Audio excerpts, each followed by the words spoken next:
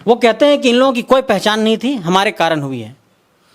भाई आपकी भी पहचान इसी से बनी है और इस संगठन को हम लोगों ने भी सींचा है। इससे पहले आप भी तो जिला परिषद की तैयारी कर रहे थे, पंचायत चुनाव की तैयारी कर रहे थे, तो पता चल रहा है कि इंटेंशनली कहा गया है कि संजय मेहता को नहीं बुलाना है। तो कौन कहा था? क्या ये जयराम महतो बोले थे? वो बार बार सार्वजनिक मंचों पर अपमानित करते हैं। आप एक तो डायरेक्ट 5100 रुपये लेकर के लोगों को केंद्रीय समिति सदस्य बना दे रहे हैं और अपना ही सर फोड़ने के लिए 29 लोगों को कह रहे हैं कि मेरा सर फोड़ो। करेक्ट। तो केंद्रीय समिति का सदस्य बनने के लिए अगर 5100 रुपया है तो अगर 2 सीट से कोई फॉर्म भर रहा है तो उसको फिर अगला फॉर्म खरीदने के लिए सिर्फ 100 रुपया लगना चाहिए। बिल्कुल। तो उसको फिर से 5100 देना है। तो एक ही व्यक्ति क्या केंद्रीय समिति का सदस्य 2 बार बनेगा? कि कहीं ना कहीं झारखंडी जनता के साथ छल हो जाएगा। मैं चतरा गया था एक बार कार्यक्रम में जी। वहाँ भी पूरी स्क्रिप्ट रची गई कि संजय मेहता को कैसे भी स्पीच देने से रोकना है। जी। अच्छा संजय जी, आप देवेंद्र नाथ महतो, मनोज यादव और 2-4 लोग मिलके कुछ अलग प्लानिंग कर रहे हैं क्या? और तो परिवार तो चुनाव से पहले ही बिखरता हुआ नजर आ रहा है संजय जी। आप अलग हो गए। अभी सूत्रों के हवाले से मुझे खबर मिली है कि 3-4 विकेट और गिरने वाला है। जेल कैंप पार्टी पर झारखंड के आम जनमानस को भरोसा करना चाहिए, और करना चाहिए तो कितना करना चाहिए? आप पार्टी में 2.5 साल रहे हैं, बहुत ही नज़दीक से पार्टी को जानते हैं, पार्टी के अंदर की बातों को जानते हैं, शायद अभी बताना नहीं चाहते हैं बहुत सारी चीज़ें। क्या कहना चाहिएगा इस पावर में? यहाँ पर कोई केंद्रीय उपाध्यक्ष, कोई महामंत्री और कोई संगठन मंत्री नहीं है। सारी चीज़ें सेंट्रलाइज हैं, सारी चीज़ें एक व्यक्ति केंद्रित है और सब कुछ एक व्यक्ति के पास ही सब कुछ आता है। सब कुछ जयराम जी करते हैं।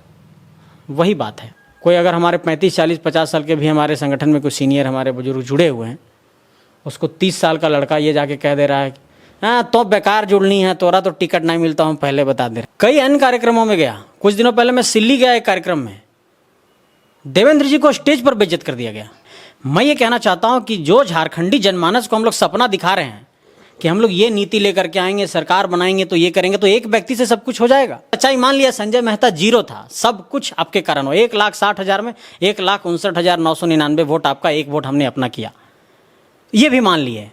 लेकिन क्या इस बात को कहकर के आप बार बार अपमानित करेंगे किसी को? पिछले कुछ समय से झारखंड की राजनीति में उथल पुथल जारी है और एक दिन पहले ही JBKSS और जेल कैंप के कदावर नेता, जानकार नेता, लीगली स्ट्रांग नेता संजय मेहता पार्टी को अलविदा कह चुके हैं। जैसा कि आप सभी जानते होंगे कि 10 सितंबर को जो है संजय मेहता एक लेटर जारी करते हैं, उसमें यह लिखा होता है कि पार्टी के जो है प्राथमिक सदस्यता से और केंद्रीय उपाध्यक्ष पद से जो है मैं इस्तीफा देता हूं। इस प्रकार का वो लेटर लिखे थे केंद्रीय अध्यक्ष जयराम महतो के नाम से।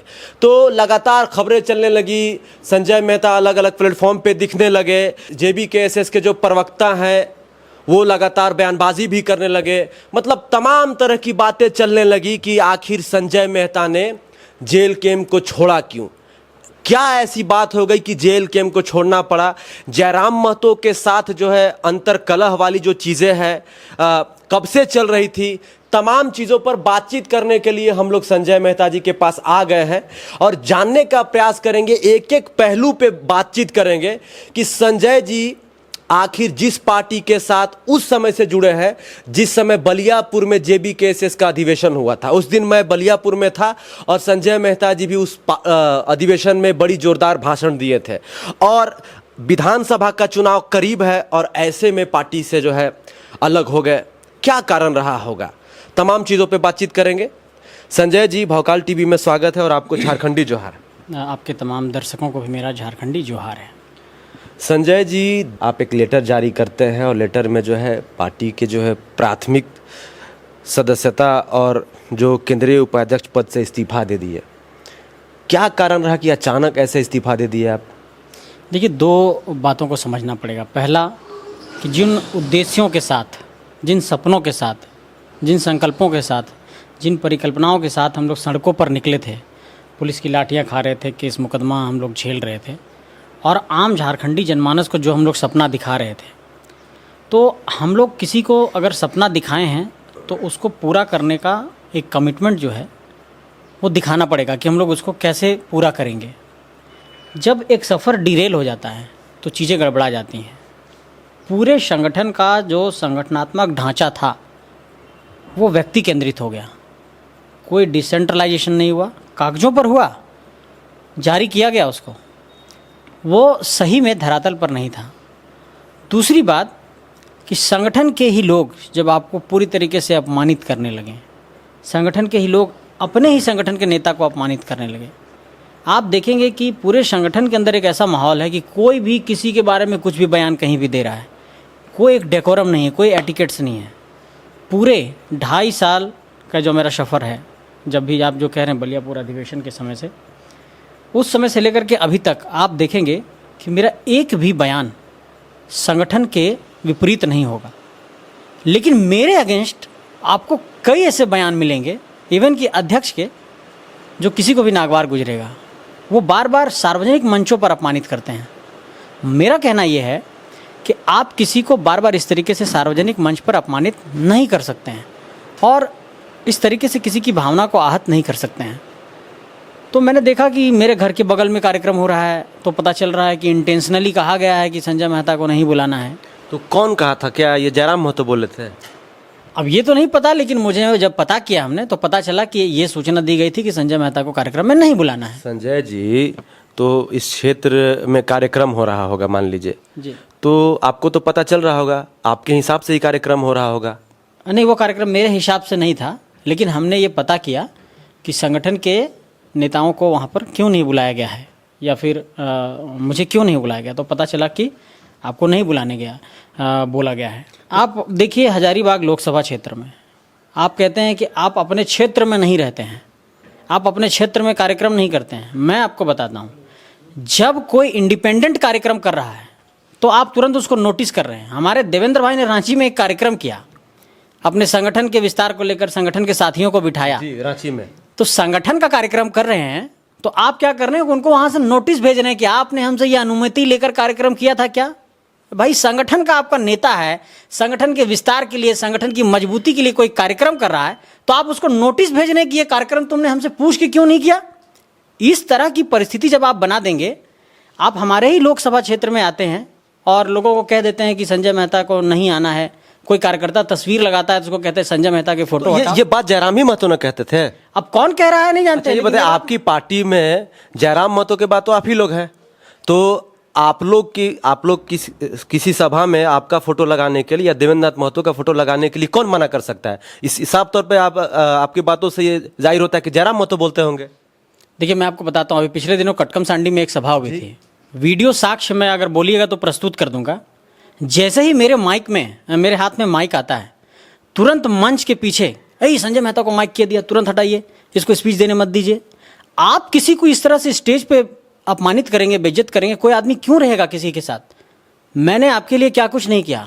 आपके पास विपदा आई, केस मुकदमा आया, थाना पुलिस परेशान किया, उस वक्त खड़ा रहा। मैं अपना चुनाव प्रचार खत्म किया, आपके चुनाव प्रचार में गया। मेरे चुनाव प्रचार में एक भी कोई नेता नहीं आया सेंट्रल लेवल का। मैं ये कहना चाहता हूँ कि जब हम खड़े हैं, और मैं चाहता हूँ, मैं झारखंड मांगे जयराम अभियान लेकर के आया था, झारखंड मांगे संजय अभियान लेकर के नहीं आया था, और अपने नेता को ही आगे बढ़ाना चाह रहा था कि चलिए उनके लिए उनके इमेज को बूस्टअप करते हैं। उस अभियान को भी नहीं करने दिए। झारखंड मांगे जयराम से किसको फायदा होता? साधारण सी बात समझने की बात है, उनका इमेज बूस्टअप होता। उसका मैंने पूरा रेडी किया था कि ऐसे ऐसे करेंगे, बूथ लेवल पर ऐसे लोग जाएंगे, ये कार्यकर्ताओं को काम करना है। हमने उसके लिए एक नंबर भी जारी किया कि ये नंबर से हमारे लोग जुड़ सकते हैं। उस नंबर को जेबी केसेस के ही लोगों ने सोशल मीडिया पे फर्जी साबित कर दिया कि ये झारखंड मांगे जयराम अभियान का नंबर नहीं है। तो किसके कहने पर जेबी केसेस के लोग उस नंबर को फर्जी साबित किए होंगे? ये सारा जो षड्यंत्र रचा जा रहा होगा, ये तो जयराम महतो के कहने पर रचा जा रहा होगा। साधारण समझने की बात है, साधारण समझने की बात है। तो इनसे कोई भी आहत होगा इस तरह की परिस्थिति में। आप किसी को बार बार ह्यूमिलिएट करेंगे, बार बार अपमानित करेंगे, और मेरे साथ एक बार नहीं हुआ है, ये तो कुछ दिनों की बात है। ये कह रहे हैं, लोगों को लग रहा है कि लेटर लिखा सुझाव पत्र इसलिए ऐसा हो रहा है। सुझाव से पहले की इतनी ऐसी कहानियां हैं स्टेज को लेकर के और कई कार्यक्रमों की, सुनेंगे तो रोंगटे खड़े हो जाएंगे। एक कोई इंसिडेंस बताना चाहते हैं अगर भोकाल टीवी के दर्शकों को, झारखंड के आम जनमानस को? मैं चतरा गया था एक बार कार्यक्रम में जी, वहाँ भी पूरी स्क्रिप्ट रची गई कि संजय मेहता को कैसे भी स्पीच देने से रोकना है। ठीक है, कई अन्य कार्यक्रमों में गया। कुछ दिनों पहले मैं सिल्ली गया एक कार्यक्रम में, देवेंद्र जी को स्टेज पर बेइज्जत कर दिया गया। तो मेरा कहना है कि आप सभी को सार्वजनिक मंच पर बेइज्जत कर, मैं गलत हूं, संजय मेहता गलत है, संजय मेहता की कोई लोकप्रियता नहीं थी, संजय मेहता कुछ नहीं जानता, संजय मेहता की कोई पहचान नहीं, ठीक है मैं गलत हूं। देवेंद्र नाथ मेहता तो हमसे पुराने संघर्षशील नेता हैं, लगातार वो लाठी खा रहे हैं पुलिस की। उनके बारे में भी आप कह देते हैं कि उनकी कोई पहचान नहीं थी, मेरे कारण हुई है। मनोज जी तो बहुत पुराने नेता हैं, वो भी उनके संदर्भ में भी यही कहते हैं। मैं ये कहता हूं कि संगठन का मुखिया सार्वजनिक मंच पर अपने ही संगठन के नेताओं को नीचे दिखा रहा है, ये कहां तक जायज है? मैं गलत हूं तो बताइए मुझे। और कोई आपको बार बार इतना अपमानित करेगा तो कैसे कोई सहेगा? तो दुख तो होता है। अंततः मुझे निर्णय लेना पड़ा। ये बताइए कि आप तो पार्टी से अलग हो गए हैं, आपका इस्तीफा भी जो है एक्सेप्ट कर लिया गया है। अभी आप ही के मतलब पार्टी जेल कैम्प के जो केंद्रीय प्रवक्ता है, उनका एक बयान हमने देखा है। वो बोले कि संजय मेहता 7 जुलाई के आसपास बोले थे कि भाई हमको हजारीबाग लोकसभा में जो रामगढ़, मांडू और बड़कागांव विधानसभा जो सीट है वहाँ से हमको चुनाव लड़ना है। तो साफ तौर पर जो हम लोगों ने मना कर दिया है, उसी समय से उनका जो है तेवर बदला था। हम लोग को मालूम था कि वो इस्तीफा देंगे, इस प्रकार की बातें कर रहे हैं वो। देखिए, एक बात आपको स्पष्ट करना चाहते हैं, चुनाव बिल्कुल सेकेंडरी चीज़ है और मैं स्पष्ट कर रहा हूं आप लोगों के समक्ष। ना मैं कहीं जा रहा हूं और ना मेरी चुनाव लड़ने की कोई इच्छा है। मैं ये कहना चाहता हूं कि जो झारखंडी जनमानस को हम लोग सपना दिखा रहे हैं कि हम लोग ये नीति लेकर के आएंगे, सरकार बनाएंगे, तो ये करेंगे, तो एक व्यक्ति से सब कुछ हो जाएगा। मेरा कहना है कि जब आप लोगों को साथ लेकर के नहीं चलेंगे, आपके जितने हमारे प्रत्याशी रहे 8 प्रत्याशी जो लोकसभा में खड़े हुए, आप उन 8 प्रत्याशियों को आज जब देखेंगे उसका प्रदर्शन, जैसे धनबाद के भी प्रत्याशी ने अच्छा वोट लाया, हमारे देवेंद्र जी ने भी लाया, हजारीबाग से भी वोट आया, गिरिडीह से भी वोट आया। मेरा कहना यह है कि नेतृत्व का कौशल आपको उभारना होगा ना। टिकट मांग रहा था, ऐसे कर रहा था, वैसे कर रहा था, भाई ऐसे नहीं होती है राजनीति। आपको ये देखना होगा कि संगठन कैसे मजबूत हो सकता है।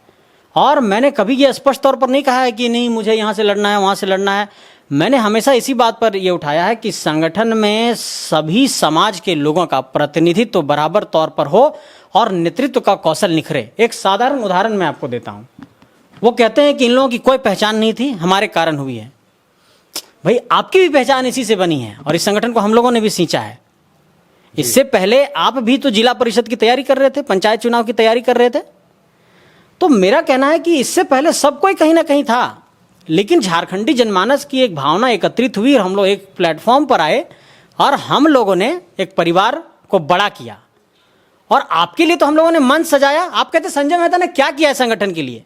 संजय मेहता ने हजारीबाग में पहली सभा कराई, आपकी जो बड़ी विशाल सभा हुई गांधी मैदान में जी, चौपारण में, जहां पर जेबी केसेंस की उपस्थिति नहीं है, एकमात्र सभा हुई है 2.5-3 साल में, वो संजय मेहता ने ही कराया। हवाई अड्डा मैदान में सभा कराया हमने। तो मेरा कहना है कि आप कहते हैं कि आपने संगठन के लिए कुछ नहीं किया, तो इतनी सभाएं कैसे हो गई? कौन किया इतनी सभाओं को? तो इन सब चीज़ों को समझना पड़ेगा। सिर्फ आप सोचेंगे सब कुछ मैं ही हूँ, सिर्फ हम ही कर लेंगे सब कुछ, तो आपको मेरी शुभकामनाएं हैं। जेबी केसेस में आप 2.5 साल रहे हैं। 2.5 साल रहने के दौरान जयराम महतो से लगातार बात भी हो रही होगी।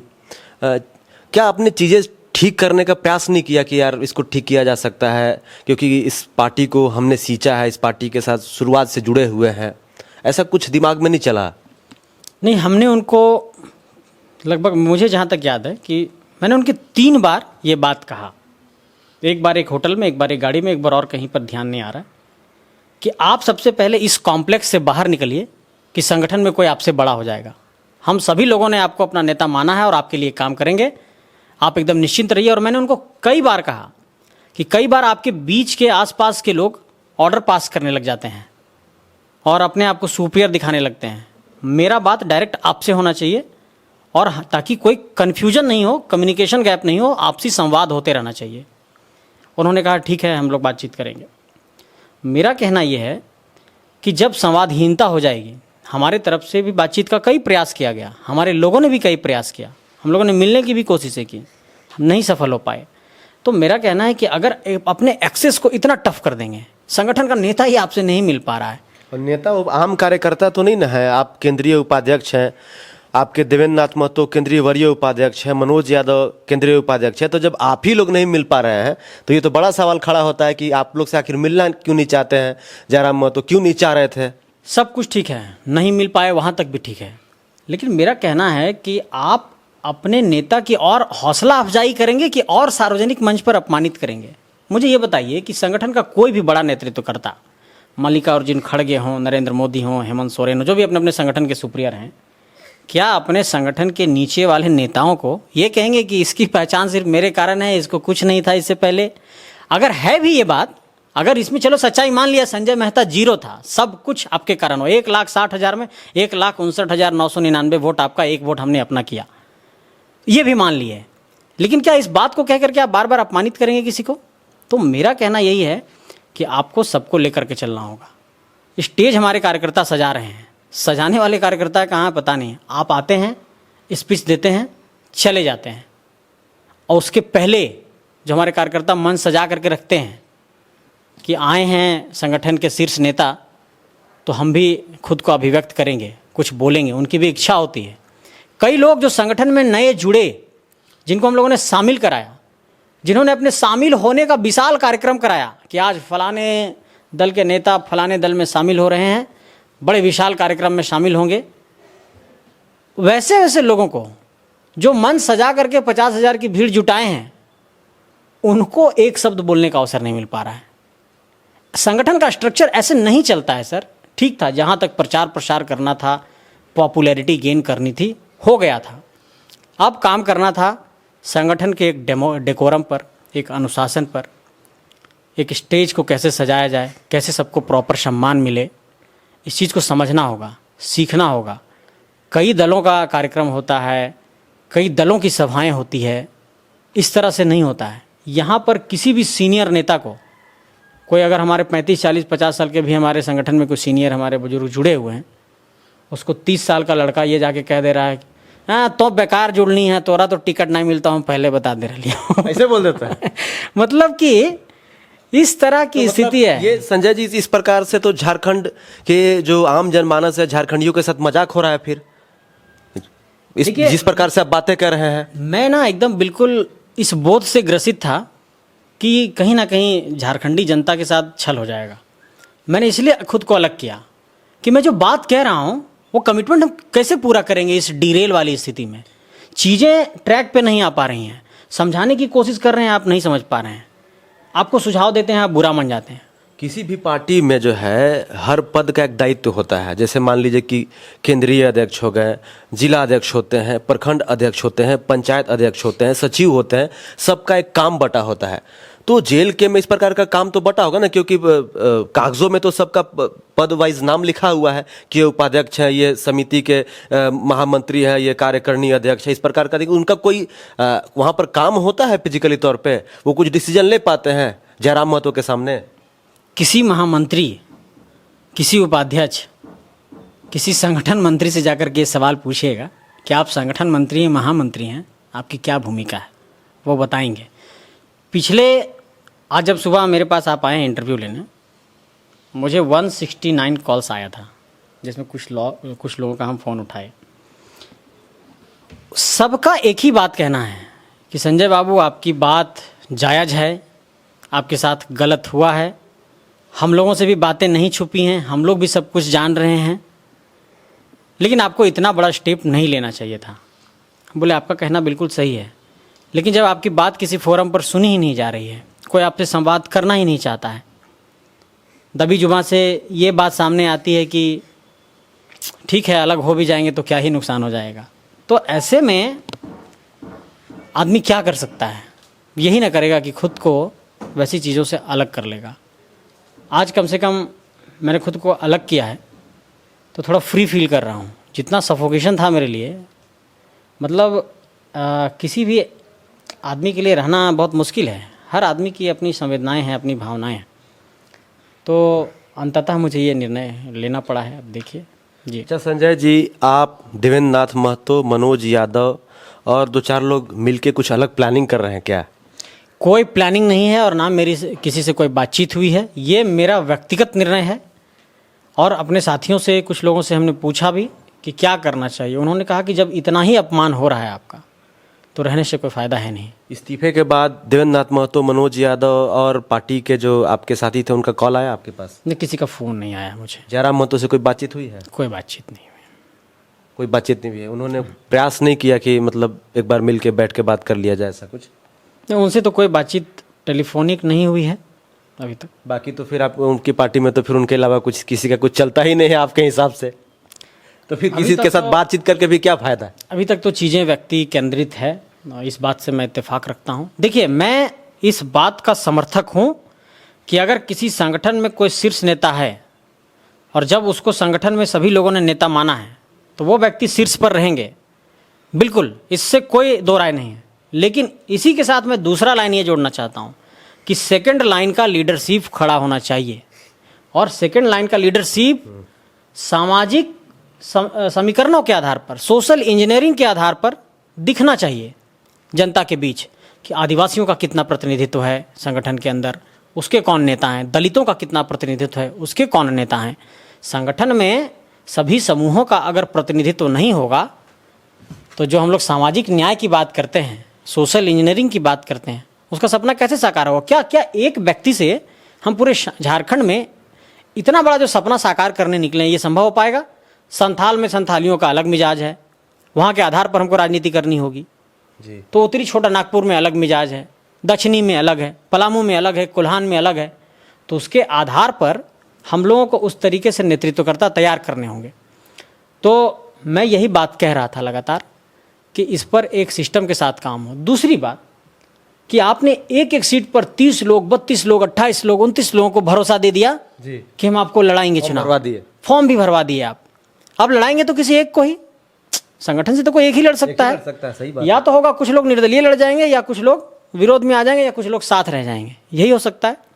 तो मेरा कहना है कि जब किसी एक को ही लड़ाना था तो आप और 29 लोगों को नाराज क्यों कर रहे हैं? 30 लोगों को फॉर्म खरीदवा करके संगठन में निर्णय लीजिए।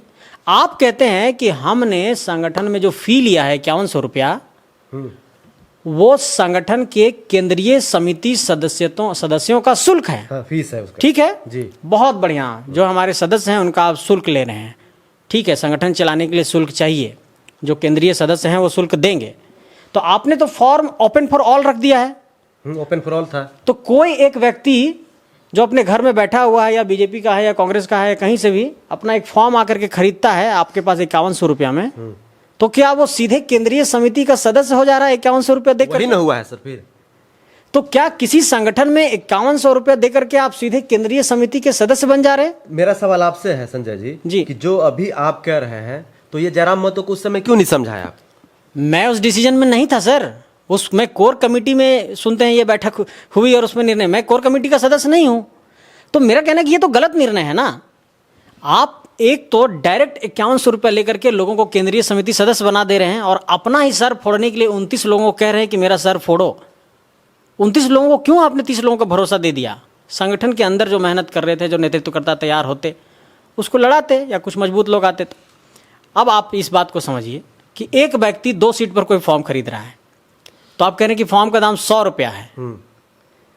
तो दूसरा फॉर्म जब खरीद रहा है तो दूसरे फॉर्म में उसको सिर्फ 100 रुपया लगना चाहिए, क्योंकि एक बार तो 5100 दे के वो सदस्य बन गया है। करेक्ट। तो केंद्रीय समिति का सदस्य बनने के लिए अगर 5100 रुपया है, तो अगर 2 सीट से कोई फॉर्म भर रहा है तो उसको फिर अगला फॉर्म खरीदने के लिए सिर्फ 100 रुपया लगना चाहिए। बिल्कुल। तो उसको फिर से 5100 देना है। तो एक ही व्यक्ति क्या केंद्रीय समिति का सदस्य 2-2 बार बनेगा? तो इन सब चीजों पर मैं बोलता हूं तो लोगों को बुरा लग जाता है और लोग समझते नहीं हैं। ये बताइए कि जेल केम सिर्फ एक जाति विशेष की पार्टी है क्या? अब तो अब बाहर निकल ही गए हैं, पूरा क्लियर खोल के बता दीजिए आज हमारे दर्शकों को। नहीं, इस पर मैं कोई टिप्पणी नहीं करना चाहूँगा। ये झारखंड वासियों ने अपना एक परिवार बनाने की कोशिश की, और तो परिवार तो चुनाव से पहले ही बिखरता हुआ नजर आ रहा है संजय जी। आप अलग हो गए। अभी सूत्रों के हवाले से मुझे खबर मिली है कि 3-4 विकेट और गिरने वाला है। इसकी जानकारी मुझे नहीं है, लेकिन मेरे पास जो सूत्र है, स्थितियां अनुकूल नहीं है समर जी, मेरा बात समझिए आप। एक और सवाल ये है कि आपके प्रवक्ता ने आपके ऊपर सवाल उठाया कि आप जो है पार्टी के खिलाफ जाके काम करते थे। 3 बार आपको नोटिस किया गया, उस नोटिस पर आपने कोई जवाब नहीं दिया। जो 3 यूट्यूबर को बैन किया है जेल केम ने, उसको आप इंटरव्यू देते हैं जाके। सबसे पहला सवाल कि पत्रकारों को कोई बैन नहीं कर सकता है। आर्टिकल 19 को पढ़ना चाहिए। पत्रकार निष्पक्षता से अपनी बात रखता है। अगर कोई पत्रकार को आप बैन कर रहे हैं तो इसका मतलब ये है कि सीधे आर्टिकल 19 को आप नहीं मानते हैं। कोई अगर आपके विपक्ष की बात कर दिया तो इसका मतलब ये नहीं कि आप उसको सीधे कहेंगे कि बैन कर दें। दूसरा कि इसका कोई ऑफिशियल नोटिफिकेशन नहीं था कि कोई बैन हो गया है। दूसरी बात, वो कहते हैं कि उनको नोटिस जारी हुआ। कोई भी संगठन में अगर कोई नियम है तो क्या वो नियम सिर्फ संजय मेहता के लिए बनेगा कि सबके लिए बराबर होगा? क्या अगर मुझे अपमानित किया गया तो अनुशासन समिति ने क्या कोई लेटर जारी किया कि आप अपने ही संगठन के नेता को अपमानित कर रहे हैं? तो इसका जवाब दीजिए। मैं आपको बता रहा हूं कि जितनी कमेटियां बनती हैं जेबी केसेस के अंदर और उसका पहला कोई नोटिस आता है तो संजय मेहता को भेजा जाता है। ऐसा क्यों? ह्यूमिलेट करने के लिए कि देखो मेरे पास पावर है, एक्सरसाइज करने, तुमको कंट्रोल कर रहे हैं, किसी को नीचा दिखाने के लिए। जब भी आप देखिएगा अनुशासन समिति ने एक पत्र भेजा है, शायद उन्होंने सोशल मीडिया पे जारी किया है, तो पत्रांक संख्या 1 होगा उसमें। अनुशासन समिति का जो पहला पत्र है वो संजय मेहता को ही जारी होगा। बाकी कोई कुछ भी कर ले, किसी को कोई पत्र जारी नहीं होगा। संजय मेहता को जितना ह्यूमिलेट करना है करना चाहिए, यही एक टारगेट करके। मतलब मैं परेशान हो गया सर। मतलब आपको पूरी तरीके से पार्टी में टारगेट किया गया। वो लोग चाह रहे थे क्या षड्यंत्र के तहत आपको बाहर निकालने का प्लानिंग पहले से चल रहा था? आपको कहीं आभास हो गया था कि नहीं लोग हमको पार्टी से बाहर करेंगे, उससे अच्छा कि मैं ही इस्तीफा देके बाहर निकल जाता हूँ? नहीं, एक इमेच्योर एक्टिविटीज तो है, जो सराउंडिंग है उनके साथ में, वो सराउंडिंग बहुत खतरनाक है। वो सराउंडिंग एकदम कान भरने वालों का है। जैसे आप एक अगर कोई अच्छे व्यक्ति हैं और अपने सराउंडिंग को आपने खराब कर लिया तो लगातार आपके कान को लोग भरेंगे। मुझे लगता है कि ये परिस्थितियां हुई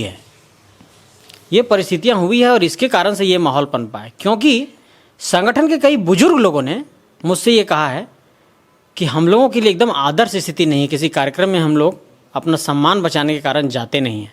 रामगढ़ के कुछ बुजुर्ग साथियों ने हमसे कहा, जो थोड़े सीनियर हैं, कि हम लोग तो अपना इज्जत बचाते हैं, कार्यक्रम में जाते हैं लेकिन किनारे रहते हैं, स्टेज पर जो भगदड़ की स्थिति होती है। मेरा ये बात समझिए कि कोई एक व्यक्ति हैं जो बुजुर्ग हैं, और हमारे संगठन में कोई 32 साल का एक नौजवान है जो संगठन में केंद्रीय उपाध्यक्ष या किसी पद पर है, और कोई 31-32 साल के बुजुर्ग आपके कार्यक्रम में आए हैं, तो क्या सिर्फ आप इस रुतबे में रहेंगे कि नहीं मैं तो इस संगठन का केंद्रीय उपाध्यक्ष हूँ, इसलिए आप भले 50 साल के बुजुर्ग हैं, आपको सम्मान नहीं मिलेगा? ऐसी परिस्थितियां हैं संगठन के अंदर। जो बुजुर्ग लोग हैं, जो सीनियर सिटीजन हैं, जो 40 के अबव हैं, वो असहज महसूस करते हैं कि इन लड़कों के सामने जाकर के हम कैसे खुद को अपना सम्मान बचाएं। ऐसे लोग जुड़ना चाह रहे थे, कई लोगों ने हमसे संपर्क किया। एक और सवाल पूछना चाहेंगे कि आप 2.5 साल का सफ़र रहा आपका जेबी केसेस के साथ। जेबी केसेस को चंदा बहुत मिलता है, वो पैसा किसको जाता है, उसका हिसाब क्या है? अंदर की बातें हम जानना चाहते हैं, झारखंड की जनता जानना चाहती है। इसका कुछ मुझे पता नहीं है सर, कहाँ जाता है, कौन लेता है, किसके पास जाता है, ये कहाँ पे। आप पार्टी के केंद्रीय उपाध्यक्ष रह चुके हैं संजय जी। केंद्रीय उपाध्यक्ष तो हैं कागज पर, पावर में यहाँ पर कोई केंद्रीय उपाध्यक्ष, कोई महामंत्री और कोई संगठन मंत्री नहीं है। सारी चीज़ें सेंट्रलाइज हैं, सारी चीज़ें एक व्यक्ति केंद्रित है, और सब कुछ एक व्यक्ति के पास ही सब कुछ आता है। सब कुछ जयराम जी करते हैं, वही बात है। नहीं आप ओपनली कहिए ना, उसमें दिक्कत क्या है कि जयराम जी करते? क्योंकि एक व्यक्ति पार्टी के केंद्रीय अध्यक्ष जयराम महतो हैं, तो सब कुछ वही हैंडल करते होंगे, फिर वहीं से सारी चीज़ें नियंत्रित होती हैं। मैं तो कह रहा हूँ, स्वीकार कर रहा हूँ इस बात को, वहीं से सारी चीज़ें नियंत्रित होती हैं। किसी पार्टी में जाने का तो प्लान नहीं है आपने, जैसा कि कह दिया है। नहीं जाएंगे। तो निर्दलीय चुनाव लड़िएगा?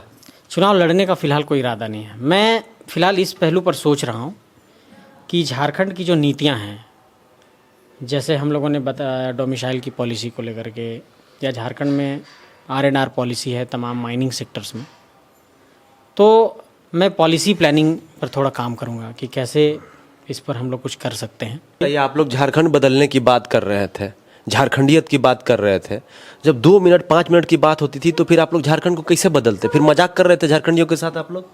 व्यस्तता रहती थी उनकी, तो समय कम। व्यस्तता जब तक आप लोग प्लानिंग नहीं कीजिएगा पेपर पर, जब तक आप लोग की मीटिंग नहीं होगी। यही तो मेरा ग्रीवेंस था सर, यही मेरा ग्रीवेंस था कि बैठना पड़ेगा, बातचीत करनी पड़ेगी, पॉलिसी बनानी पड़ेगी, झारखंड की जनता को हम लोगों को बताना पड़ेगा कि हम लोग क्या करना चाहते हैं, उनको ठगना नहीं पड़ेगा। सर पॉलिसी हवाई में नहीं ना बनता है सर। तो वही तो हम बात कह रहे थे कि इन सुझावों पर काम करिए, तो वो और बैकफायर कर दिए हमारे ऊपर। तो क्या किसी को सजेशन देना भी गुनाह है?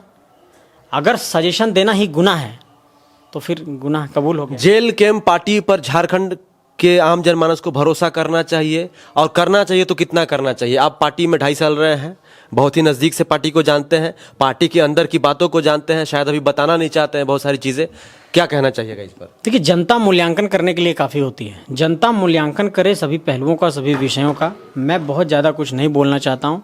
मैं जनता पे सब कुछ छोड़ना चाहता हूँ कि आप मूल्यांकन करिए।